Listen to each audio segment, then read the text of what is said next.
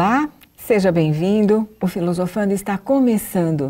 Filosofando é o seu programa de filosofia e de filosofia espírita, que vai ao encontro do conhecimento desenvolvido ao longo do tempo numa infinita jornada em busca da verdade e do bem. O programa Filosofando tem por objetivos oferecer a você um aprofundamento dos conhecimentos ofertados pela codificação espírita através da sua filosofia, portadora de princípios eternos e imutáveis. Todo projeto tem uma arquitetura de valores e o projeto Estudos Filosóficos Espíritas, que inspirou este programa, não poderia deixar de construir a sua, tendo como referencial os princípios supremos de moralidade e ética estabelecidos por Jesus de Nazaré. O projeto Estudos Filosóficos Espíritas, que você pode encontrar na íntegra no portal filosofiaespírita.org, trabalha com elementos nucleares da codificação, porém não somente com referenciais teóricos, mas também articulando as diversas interfaces da filosofia espírita e a sua aplicabilidade no seu cotidiano, sem cair nas armadilhas do pragmatismo. Desta maneira, a filosofia espírita pode conduzir o seu pensamento, a sua vivência, de forma simples e natural, sem as prisões dos modismos tão em voga e tão fartamente divulgados pela mídia comercial. A filosofia espírita é sinônimo de liberdade de consciência, liberdade de pensamento, porém liberdade com responsabilidade. Lembramos a você que este programa vai ao ar na TV Mundo Maior todas as quartas-feiras, às 19 horas, com horários alternativos, ao longo da semana, terças-feiras, 5 da manhã, sábados, 8 horas da manhã e domingos às 15h30 horas.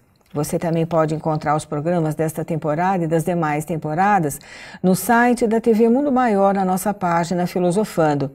Através da nossa página também no canal da TV Mundo Maior no YouTube, programa Filosofando, no app da TV Mundo Maior e também no nosso portal de estudos filosofiaespírita.org, na página Videoteca. Entre em contato conosco através do nosso facebook.com/cefyorg, com suas opiniões e sugestões que serão sempre muito bem-vindas. No dia de hoje, estamos apresentando o programa Filosofando especial para você, gravado em nosso Café Filosófico Espírita. Os Cafés Filosóficos Espíritas foram criados pelo projeto Estudos Filosóficos Espíritas e fazem parte das atividades de estudos aprofundados em filosofia espírita, visão espírita da religiosidade e filosofia espírita e mediunidade. Todos grupos de estudos com programas de abordagem que você encontra no portal de estudos filosofiaespírita.org/módulos. A proposta dos Cafés Filosóficos Espíritas é proporcionar um espaço de estudos e discussão de temas que interessam ao estudioso do Espiritismo, numa abordagem aprofundada de fácil compreensão ao estudioso do Espiritismo. E você ainda saboreia um delicioso café. No mês de outubro, mais precisamente no dia 20 de outubro, nós teremos a presença da doutora Irvênia Prada, que fez carreira profissional na Faculdade de Medicina Veterinária e Zootecnia da USP, como docente em anatomia animal com foco em neuroanatomia e ela é orientadora do curso de pós-graduação em anatomia dos animais domésticos e silvestres da Faculdade de Medicina Veterinária da Universidade de São Paulo. O seu tema conosco será o cérebro triuno a serviço do espírito, com manhã de autógrafos. Não perca! As informações detalhadas estarão brevemente no nosso portal filosofiaespírita.org. Hoje nós estaremos apresentando o professor Marco Milani, com o tema As Aristocracias Intelecto-Morais, principalmente, não é? Aristocracia Intelecto-Moral. Tema constante do livro Obras Póstumas de Allan Kardec. O professor Marco Antônio Milani Filho é pós-doutor pela Faculdade de Economia e Empresa da Universidade de Salamanca, na Espanha, pós-doutor pela Escola de Política e Administração Pública de Carleton University, em Ottawa, Canadá, doutor e mestre em Controladoria e Contabilidade pela Universidade de São Paulo, economista pela Universidade Mackenzie, professor dos cursos de Administração de Empresas e Administração Pública da Universidade Estadual de Campinas, a Unicamp. Professor também do Programa de Pós-Graduação Stricto Sensu em Pesquisa Operacional da Unicamp. E ainda pesquisador do Laboratório de Finanças e Contabilidade daquela universidade. Fique conosco, dê os seus comentários no nosso Facebook, mas também na página do Filosofando na TV O Mundo Maior. Bom programa e até lá. Então nós vamos elevando o nosso pensamento a Deus, aos benfeitores espirituais queridos do CEF, Centro de Estudos Filosóficos Espíritas, aos benfeitores espirituais do Centro Espírita Nosso Lar, Casas André Luiz, a todos os benfeitores espirituais de cada um de nós, principalmente do nosso querido convidado, o professor Marco Milani, que eles sintam-se calorosamente também acolhidos, com muito carinho, com muito respeito. Nós todos elevamos o nosso pensamento ao Mestre Divino, Jesus, que conduz as nossas vidas de uma forma amorosa, mas também de uma forma firme, nos indicando que Ele é o caminho, a verdade e a vida. Então, cabe a nós descobrirmos esse caminho, buscarmos a verdade e vivenciarmos de uma forma mais profunda a nossa existência. Como diz Emmanuel, nós não estamos aqui reencarnados em férias, nós estamos com compromissos que assumimos na espiritualidade, mas também com desafios e muito aprendizado. Agradecemos a Deus pela oportunidade da reencarnação e aos benfeitores espirituais que aqui se encontram nesse instante, como nós já dissemos. Agradecemos a todos, que Jesus esteja em nossos corações agora e sempre, graças a Deus. Professor Marco Milani é professor universitário, diretor do Departamento do Livro e Doutrina da USE São Paulo, União das Sociedades Espíritas de São Paulo. É membro da Liga de Pesquisadores do Espiritismo, que foi fundada pelo Eduardo Carvalho Monteiro, há alguns anos atrás. É um vasto departamento de pesquisa, história, sem dúvida nenhuma, do Espiritismo aqui no Brasil e na França também. Então, o nosso professor vai apresentar o tema Aristocracia Intelecto-Moral, proposta para um plano de regeneração. Vamos acolhê-lo com nosso carinho? Seja bem-vindo entre nós.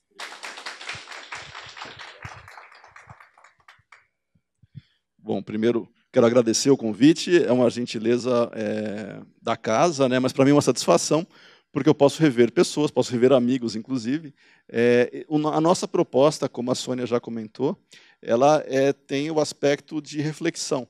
Em momento algum nós vamos aqui buscar fechar questões ou determinar condutas ou comportamentos que eventualmente nós poderíamos estar próximos, porque nós vamos tratar de um tema que envolve a todos nós.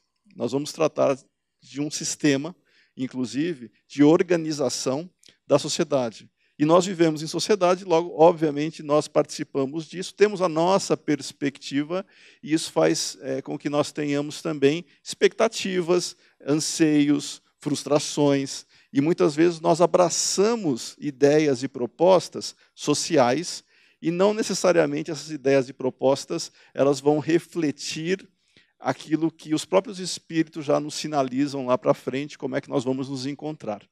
Hoje nós vamos fazer uma viagem no tempo, só que nós vamos olhar um pouco para o passado, discutir um pouco o presente, mas principalmente visualizar como nós podemos estar daqui a alguns séculos.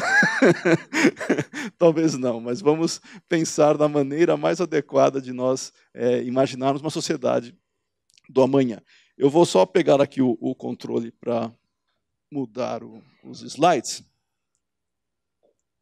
Espero que esteja legível para todos.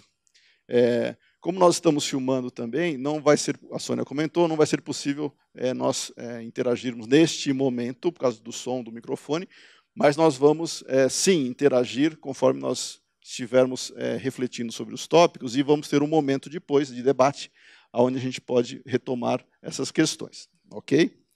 Muito bem. Esse tema aí, aristocracia, intelecto, moral, Pode parecer um nome não tão familiar para a maioria, mas foi um nome que Kardec se serviu para fazer com que nós tenhamos a sinalização de como nós poderíamos nos encontrar se nós conseguíssemos evoluir moral e intelectualmente. Então, a ideia de intelecto e moral é a junção daquilo que nós efetivamente temos que desenvolver enquanto estamos encarnados, que são os aspectos morais e intelectuais, e vamos trabalhar a questão de um plano de regeneração da humanidade que vai refletir nessa organização social. Deixa eu ver se é aqui. Isso. Muito bem. Então, nós vamos começar dizendo de onde vem essa frase, de onde vem essa ideia da aristocracia intelecto-moral. É um trecho que Kardec expressou-se, não enquanto estava encarnado entre nós. Ele escreveu isso foi publicado em obras póstumas. É um trecho que Kardec, vamos contextualizar, eu não sei se ele teria tanta liberdade assim de ficar publicando textos de organizações sociais naquela época, uma vez que ele estava sob Napoleão III, e lá o controle social era extremamente rígido, e você não poderia, eventualmente, ficar discutindo organização social sob o regime de Napoleão III. De qualquer forma, ele deixou por escrito uma perspectiva, uma sinalização de como é que nós poderemos nos encontrar futuramente no processo evolutivo enquanto sociedade. E nesse trecho de Obras Póstumas, quando ele trabalha o tema, o título é As Aristocracias, ele discorre sobre diferentes aspectos de organização social, e ele termina com esse trechinho. É, pois, com justiça que podemos considerar o espiritismo, ou seja, a doutrina espírita, como um dos mais poderosos precursores da aristocracia do futuro. Quer dizer, da aristocracia intelecto-moral. Vejam bem, ele está afirmando com todas as letras que no futuro nós vamos ter um tipo de organização onde teremos algo chamado aristocracia, e vamos discutir isso daqui a pouco, que vai efetivamente conduzir, liderar, organizar, fazer com que a sociedade tenha a sua dinâmica de uma maneira mais harmonizada com os próprios ideais que nós abraçamos enquanto desenvolvimento moral e intelectual. Essas questões são delicadas, porque quando a gente pensa isso com a visão de hoje, nós automaticamente associamos ideias de organizações sociais com o que a gente conhece hoje, inclusive com todos os vícios que nós trazemos. Quando alguém pensa em organização social hoje, automaticamente vai fazer vínculo com ideias e agendas partidárias, e não é esse o objetivo. Nós estamos discutindo propostas de organização social além daquilo que nós conhecemos hoje. Ou seja, é superior ao que nós conhecemos hoje enquanto desenvolvimento, enquanto dinâmica. E Kardec faz essa sinalização. E olha só que interessante. Quando nós entendemos que ele chama de aristocracia aquilo que nós teremos como organização, ele está simplesmente dizendo de onde vem a origem, a fonte do poder que vai organizar e conduzir a sociedade. E para nós entendermos isso, ele mesmo abre e desenvolve essa questão do que seria a aristocracia na concepção que Kardec tinha na época, que é o que a gente ainda mantém hoje. Vem de uma origem grega, aristos e cracia, que seria basicamente o poder do melhor ou dos melhores, da excelência. Então, Aristos é o melhor e cracia viria a ideia de poder. Então, quem governaria, quem teria o poder de atuar sobre a sociedade, seriam os melhores. Essa palavra, entretanto, na história, ela foi extremamente desgastada, porque existe a aristocracia, e durante o período que nós vamos relembrar, inclusive nos livros que nós estudamos de história, de toda a sociedade, do desenvolvimento social, aparece a palavra aristocracia, mas com uma conotação que nós passamos a julgá-la de maneira negativa. Porque veio associada a um grupo de pessoas que efetivamente se destacavam por alguma coisa, e essa alguma coisa não necessariamente era pela moral. Era por outros motivos, que eram pessoas que assumiam a posição de destaque, porque tinham outras condições que a capacitavam a liderar, ou a governar, ou a impor a sua vontade perante a organização social. Mas a ideia de aristocracia, que nós vamos entender na sua origem, que é o que Kardec trabalhou, a aristocracia, portanto, é o poder dos melhores, que nós vamos transformar isso num processo de compreensão em que sentido nós vamos olhar para frente. Qual é o sentido que esses melhores vão atuar? Melhor em quê? Melhor do quê? Melhor por quê? E aí a gente vai ver que o próprio Kardec faz uma relação evolutiva dos tipos de aristocracias que estiveram envolvidas no governo da sociedade. E ele faz uma relação não exclusivista. Isso é importante. Não quer dizer que sejam grupos lineares, que um substituiu o outro. Aristocracias, como está relacionado que a gente vai discutir agora, ela pode vivenciar momentos onde elas se intercalam e se confundem entre si. Não, elas não são estanques. Tá? Essa imagem de ondas é para compreender que elas podem estar misturadas, inclusive, no sentido de que uma pessoa que participa de uma dessas classificações, ela pode participar em mais de uma classificação ao mesmo tempo. Tá? E Kardec faz a seguinte relação evolutiva, que no começo, quem governava a sociedade eram os patriarcas, eram os anciãos. Era a aristocracia, que nós vamos chamar patriarcal, formada por pessoas mais velhas, que tinham mais experiência, e que provavelmente tinham o respeito e a legitimidade do grupo para poder orientar aquela comunidade. Se nós lembrássemos em encarnações passadas, provavelmente nós já vivemos em grupos, tribos, clãs, cujos líderes eles eram os anciãos, porque isso faz parte da nossa história da humanidade. Nós carregamos ainda muitas relações hoje, fruto das nossas experiências do passado, e o respeito que nós temos aos anciãos, como se fossem aqueles que teriam mais condições para governar ou para liderar, provavelmente vem também de um processo cultural que nós já vivenciamos.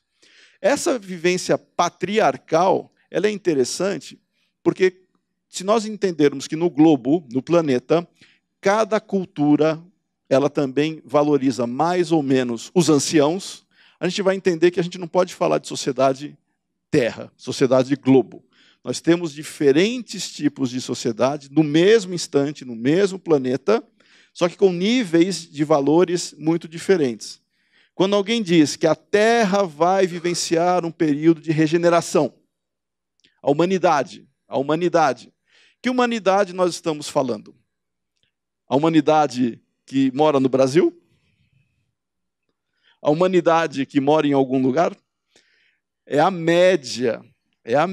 Só que quando falarmos de média, nós vamos encontrar extremos que estão mais ou menos desenvolvidos. Não quer dizer que estejamos falando de que todos serão iguais, de uma maneira a expressar culturalmente os mesmos princípios e valores ao mesmo tempo. Nós aqui encarnados, no Brasil, agora, em 2018, primeiro, alguém pediu para nascer no Brasil? Provavelmente vários, né? Alguns não, mas provavelmente vários. Mas nós nascemos no Brasil. Nascemos. Não é, Souza? Nascemos no Brasil. Nascemos no Brasil. Quando nós nascemos, nós automaticamente trazemos todo o nosso passado e vai se expressar pelas nossas tendências. Tudo que nós convivemos, compreendemos, aproveitamos, não aproveitamos, vivenciamos, sofremos, tudo aquilo que nós tivemos como experiências vai se refletir hoje. Então, hoje, nós nascemos no Brasil, só que a gente reflete também, não só porque moramos aqui, mas cada um, de maneira particular, reflete suas experiências anteriores e pode se afinizar mais ou menos com algumas coisas, com alguns aspectos culturais de hoje. Por isso que nós não temos homogeneidade para muitos aspectos em termos de cultura. Alguns são mais favoráveis a alguma coisa, outros não. Isso faz parte do caldo cultural. Mas nós temos características que tendem a nos fazer influenciar e sermos influenciados conforme esse momento que nós estamos vivendo. Não quer dizer que alguém que tenha nascido num outro país, por exemplo, no Oriente, com a cultura oriental, não esteja se beneficiando desses momentos também. Está, mas com todo o passado que ele traz, e é temporário, porque numa encarnação seguinte a gente pode nascer em outro povo, outra cultura, e nós vamos refletir exatamente o que nós já crescemos em termos intelectuais e morais, e vamos beber daquele ambiente onde nós estivermos. Mas tudo isso faz parte desse processo de evolução, e cada cultura tem uma maneira de se organizar também. Reflete o nível evolutivo dos próprios indivíduos.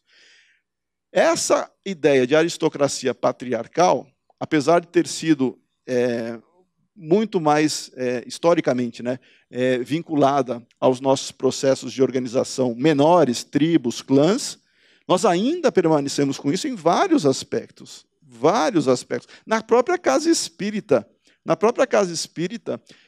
nós podemos nos deparar com pessoas dizendo, não, eu acho que quem deveria ser o presidente, ou quem deveria dirigir a casa, deveriam ser os mais experientes. Né? Deveria ter um grupo, um conselho de ancião, ou um conselho que seja, de pessoas que já têm mais experiência para ajudar a dirigir a casa. Isso faz parte quase de uma tradição que nós carregamos. E Kardec associa outros tipos de grupos que tiveram a oportunidade de dominar, de assumir responsabilidade e de impor, inclusive, a sua vontade para liderar a comunidade. E ele chama de aristocracia, continua, aquela que vem pela força, pela característica, muitas vezes, que entrava aí até a violência, mas a capacidade da pessoa se impor pelas características físicas e pela capacidade de mobilizar e impor a sua vontade dentro de um processo chamado de força, mas que subjugava aquele que estava sob o seu comando. Depois, Kardec cita a aristocracia de nascimento, que é a parte hereditária. Fulano é da família tal, da linha tal, então ele legitimamente perante a sociedade ele é reconhecido como aquele que vai dirigir ou aquele que pode dirigir. Na ideia das monarquias, isso é muito comum, quando você entende que há pessoas que supostamente a sociedade reconhece como herdeiras do poder. E ele cita mais.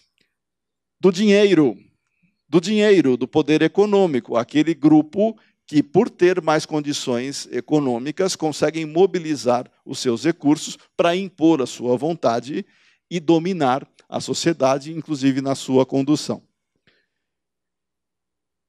Da inteligência, que seriam aqueles mais capazes intelectualmente dizendo, que poderiam mobilizar os seus recursos intelectuais para sobrepujar outras pessoas, no sentido de serem referências, serem exemplos, por terem mais perspicácia, por terem mais capacidade de, naquele momento, serem reconhecidos como os mais aptos a dirigir. Existe um aspecto na história bem interessante, por isso que eu falo que se confundem essas aristocracias, já que estamos num grupo de filosofia, se nós buscarmos compreender a visão de sociedade que alguns gregos clássicos, e vamos chamar de... Vamos pegar o Platão. Né? No livro A República, quando você tem um processo de descrição de sociedade, você coloca ali, na visão dos filósofos, no caso dele, qual é o grupo mais apto a dirigir a sociedade? Hein, senhores filósofos? Os filósofos. Seriam os filósofos, porque eles teriam mais capacidade para compreender aonde chegar, como fazer, de que maneira.